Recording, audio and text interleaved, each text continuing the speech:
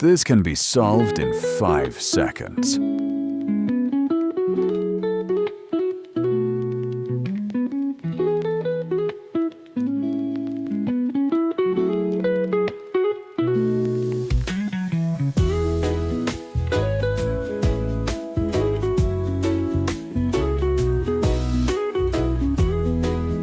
More calculus tricks in my 100 calculus problems PDF. Link in the description.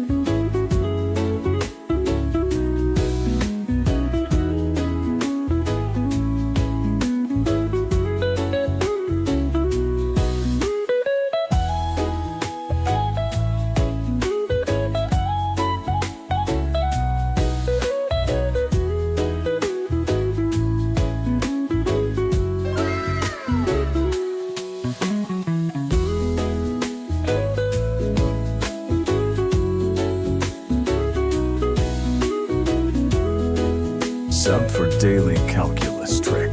Grab my PDF in the description.